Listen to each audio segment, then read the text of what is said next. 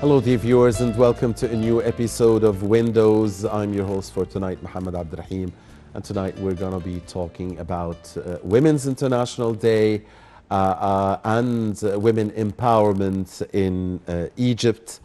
And we have the great pleasure of having with us here in the studio Dr. Asmaa Elzieny. She's a PhD researcher and she's a graduate of the presidential program she leads. A very good evening to Dr. Asmaa, and thank you for joining us. Good evening. Thank you for having me today. Thank you, Dr. Asmaa. So, Women's International Day, which coincides with the 8th of March every year. Let's start with Women's International Day. What does it mean for us here in Egypt, especially that Egypt has taken great strides in women empowerment in the past 10 plus years? So talk to us, and how will we celebrate Women's Day here in Egypt? First of all, the Women International Day is a worldwide celebrations. It's not only in Egypt. Egypt has its own special day. We consider March as the month of women. We have the very special day of Egyptian women, which is going to be 16th of March. The International Women's Day is somehow 8th of March? Yes, it is a celebration of the first revolt of women for calling for their rights for voting. And the whole world after that became celebrating the same day. What type of celebrations? It differs from country to country. I know that in some countries, like in China, for example, women have a leave. That we wish in Egypt to have the same, same trend. Okay. And in many other countries. But most countries celebrate the day by having public events, public talks about how to improve the position of women in their countries. Yeah, and of course March also, since you mentioned that March is the month, is Women's Month here in Egypt. March is where Mother's Day is, on the 21st of March. That's so we have, what we call the months of women. Yeah, 8th of March, 16th of March, 21st of Yes. March. So, Dr. Asmaa, this year's UN-sponsored Women's International Day is under the slogan or the theme, Invest in Women. Yes. Achieving gender equality and women's well-being in all aspects. Talk to us about that theme, Invest in Women, Accelerate Progress. This is the theme of the UN This is a year. slogan of this year's celebration of the women, the months of women, or the International Women's Day and the Egyptian Women's Day. Investing in women is really a very clear direction of the current political leadership in Egypt. President Sisi, in countless occasions, assured that women are in the core and in the heart of the interest of the Egyptian leadership. No one can deny the positions that women in late years occupied in many positions. The last Egyptian constitution, which was in, I believe, in 2019, gave unprecedented percentage for women in most positions. For the parliament, it stated that the percentage of women in the parliament should not be less than 25 seats, percentage of the seats of the council. And it is reached a percentage in Egypt which is ranking number 2 in all Africa and Middle East. In current parliament, there are a percentage, I believe, like 28, not 25, 28 unprecedented percentage of women as representatives in the parliament, and also in the Congress they have like 14% of the whole council, and this is what we call a triumphant. Indeed. Yes. And we'll be talking more about women empowerment in Egypt and try to link it with Women's International Day and this year's UN slogan, Invest in Women, Accelerating Progress. According to the official UN website talking about this day, there are 5 key areas where action is needed. So I'm going to ask you about each of them, and please try to link it to Egypt and what's been happening in Egypt in the past 10 plus years. Yes, actually what the UN did for investing in women came generally under the concept of SDGs, Yes, SDG goals. SDGs, yes. Yes, goals. I believe in two goals, two specific goals, the one relevant to freedom and one relevant to education and empowerment. Absolutely, Yeah. absolutely. So, investing in women is a human rights issue. That's Yeah, the first it one. is. Time is running out. Gender equality is the greatest human rights challenge, benefiting everyone. So, human rights for women in Egypt, how have they evolved in the last 10 years or so under the leadership of His Excellency, the President? Yes, you can witness this. I can tell you that few days ago we witnessed the third Egyptian summit celebrating the rights of Egyptian women. I can tell you about the partnership that the National Council for Women had with many international bodies for UN Women, Mother and Childhood bodies, and many international bodies and even national bodies. The main care of the council is to spread the awareness about among women about what they can achieve. This is one of the main targets of the National Council for Women under the leadership of President Sisi. In every and all occasions, he is assuring that we are going to give women their due positions because they are able to do. What I noticed that it is not about giving the right, it's about empowering them correctly to perform their roles.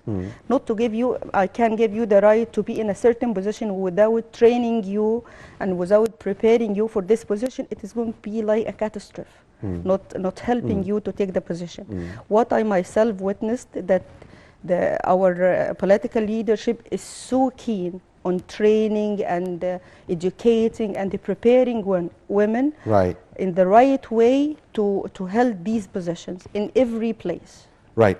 I guess an essential part of human rights is good health and good education. Tell us about the efforts that have been made in Egypt recently regarding the education of young girls, the education of women, and also the health initiatives, the many initiatives that targeted women and helped women. If we are going to count, we are going to be tired. Count the Decent Life Initiative. Right, Haya Karima, right. Yeah, Haya Karima Initiative.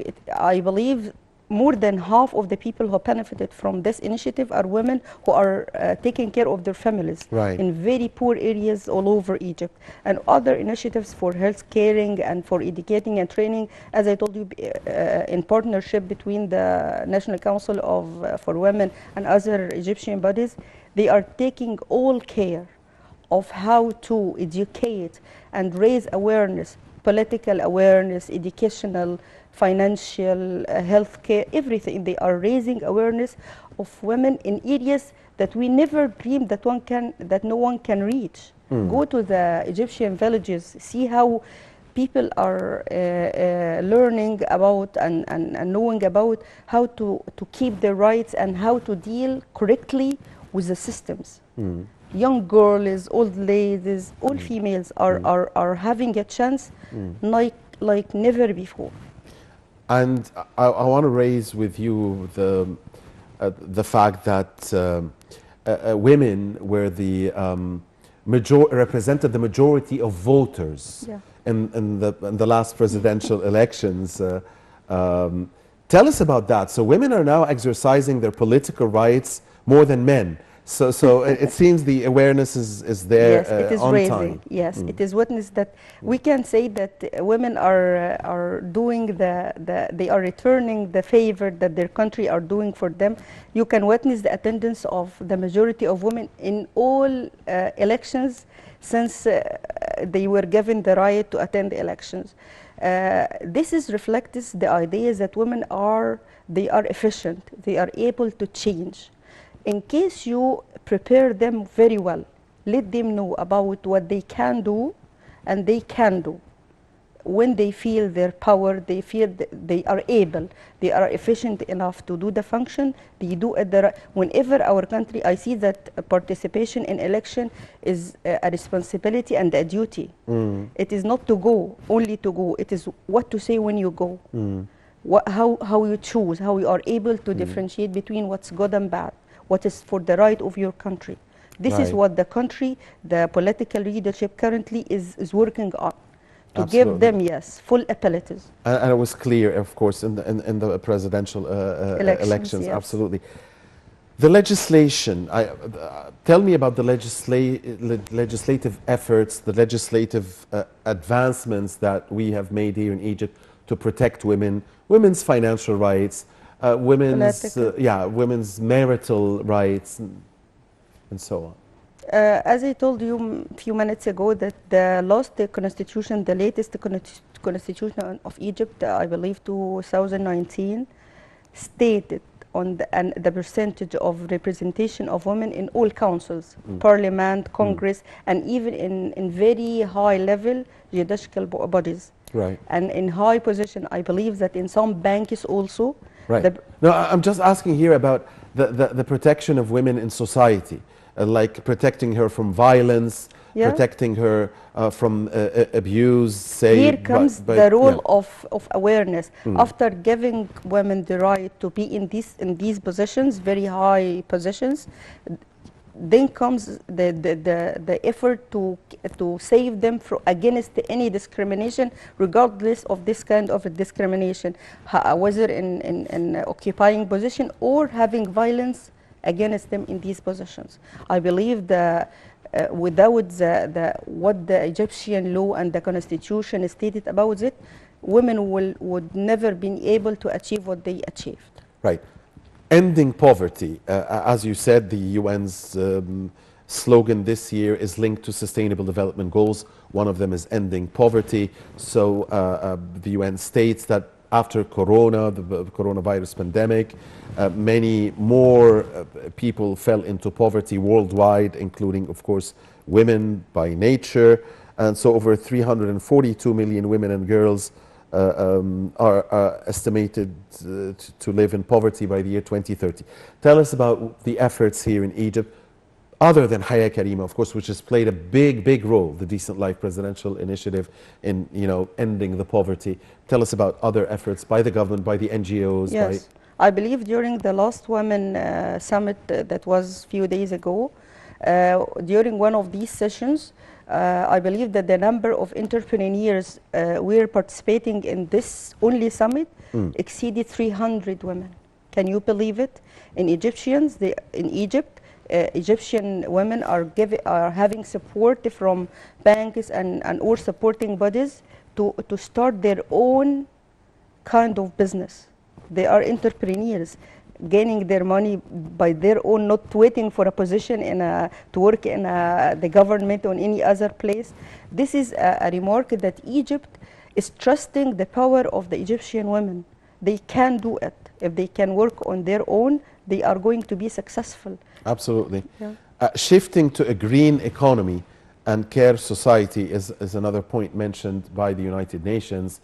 And I have to assume that when we talk about things that are friendly to the environment or green economy, that probably women would tend to care more, probably, about the planet, about the globe, about Earth, about environment. This is the same that what the United Nations believes, that women in this regard. Yeah, it makes sense. It makes sense. That, it's close to their nature. Yeah. They are keen on keeping environment. That's why I told you that SDG goals, yes, comes in confirm with the Egyptian empowerment policy strategy for women 2030, and they are taking care of this part, keeping environment, because women are really able to do it. Absolutely, they do it better than men, absolutely, for sure.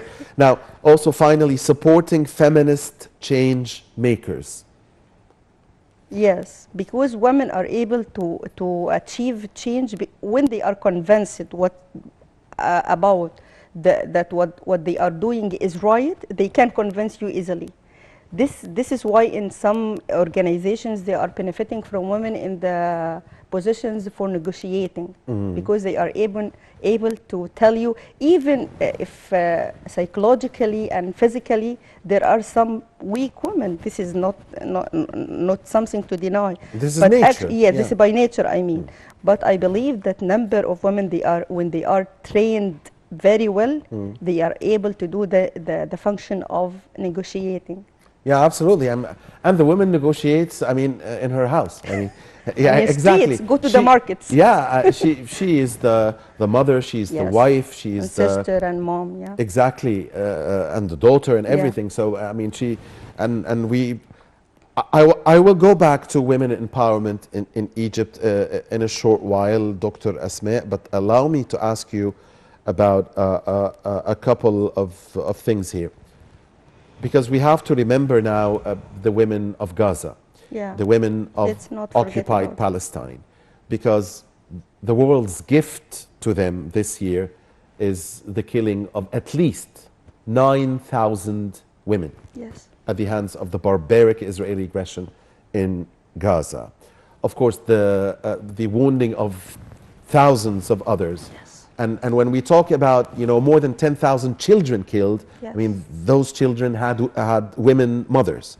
So tell us about the suffering, the huge suffering of the Palestinian women at the moment, and especially the women in Gaza, and what is needed from, you know, from us, from the globe, to support these women on International Women's Day.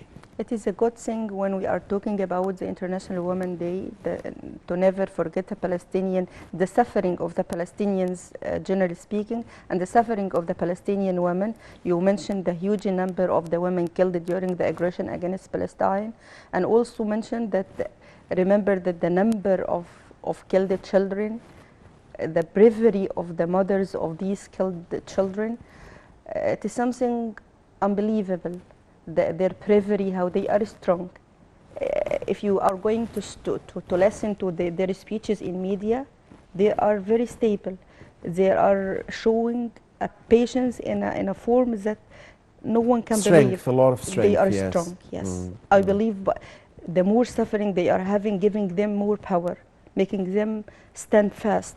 I believe the whole world should stop the aggression on the whole Palestinian nation, and especially on the Palestinian women, because the doctors told us about the suffering of some women giving birth without having any medication or even wounds and everything. This is something inhumane. The whole world should stand hand in hand to stop this. Indeed. Egypt is exerting most possible effort to stop this aggression, and the last effort was the meeting that was held today. Absolutely, political efforts, efforts in delivering aid, and Yes. even when Israel blockades this aid and makes Crosses, things yes. difficult, we have the Dropping aerial, the the aerial humanitarian aid. drops. A very tough situation Palestinian women are living, and even those who are alive and who haven't lost children and who weren't wounded, maybe they lost their homes, Their families, maybe they their don't. supporters. Yes, they don't have enough money to eat. And even the conditions clean they are drinking living water. every day, this is Yeah. inhumane, unaccepted.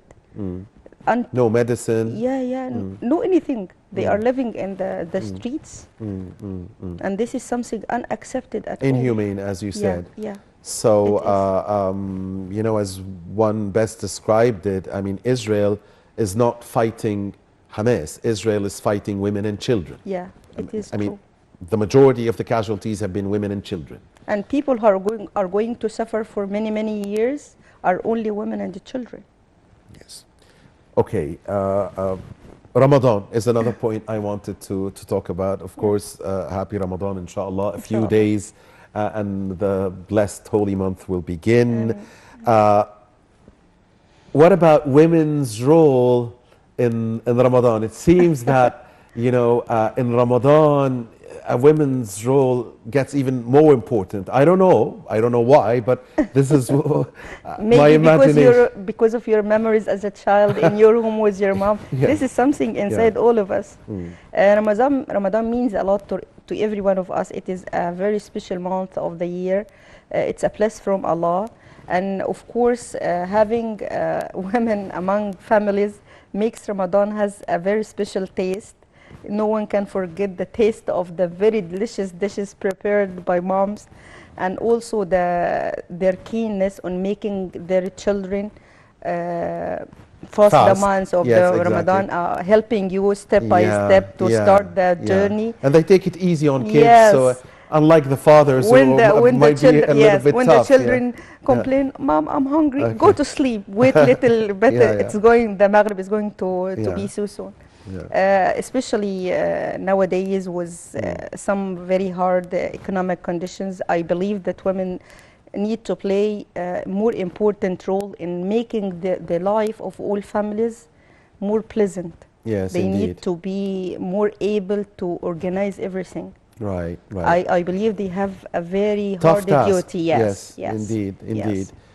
As if they didn't have tough tasks before, because They are used to yeah, this. yes, exactly. I mean, sometimes when I hear like women represent half of the society, no, really, I mean, you get the feeling it's more than half. It's not Yeah, just half. they are bringing the other half, bringing Exactly. up the other half. There are Exactly. half actually of the society and responsible for the other half Absolutely. in one way or another. Absolutely. Women here in Egypt, Dr. Asmaa, have had a big role in fighting extremist ideas. Yes. You know, they've had their role in fighting terrorism, fighting the extreme ideas. Talk to us about that. Because women are the true source of love and keenness, they have a greater responsibility in regard of stopping violence, because violence or kindness is something that is planted in you, inside human, as early as possible. Once he didn't have the enough care inside his family, it's going to be a big problem after that. And even for adult people, the only one is able to discuss your own ideas is the nearest female to you, or whether it is a mom or a wife or a sister or whatever. She's able to correct your ideas. That's a very important role that we should pay attention to. Women should be very well prepared in regard of fighting violence, because they are closer to the people who are practicing violence. Sometimes a man cannot convince a man to change his mind. Some females are able to do this. If they are keen and they are very well trained on this, educated, and they have evidence of what they are saying, they can make you change your mind. So the women can play a very important role in this regard.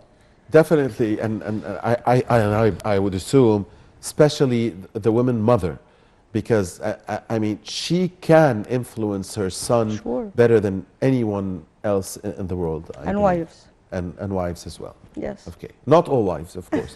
Some wise wives. Yes, okay. Dr. Asmaa, what about the challenges that face the women empowerment in Egypt? Yes, we've taken big strides. Yes, women have been empowered relative, you know, to prior years, very much. But there are challenges. Yes. There are areas that we Sure. still to work on. Let's So be tell us open. about- Let's yeah. speak up and be Yes, open. please. Not all what is mentioned in laws and regulations is applied on the ground. Because if we need to change, it is not only about changing rules, it is about changing mindset. Little bits, some of our Egyptian communities, I mean inside some parts of the country, are male-dominated societies, and this is true. If you need to change, you need to change the mindset.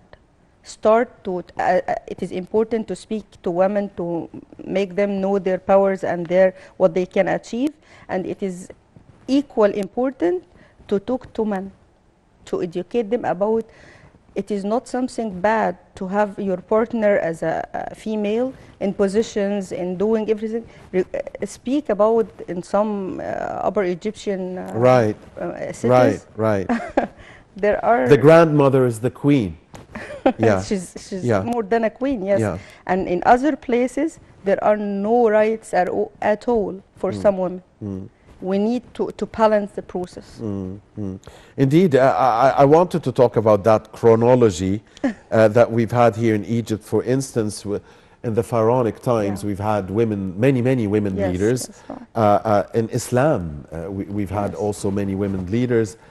And as you mentioned, I was going to mention that Upper Egypt thing, because I noticed that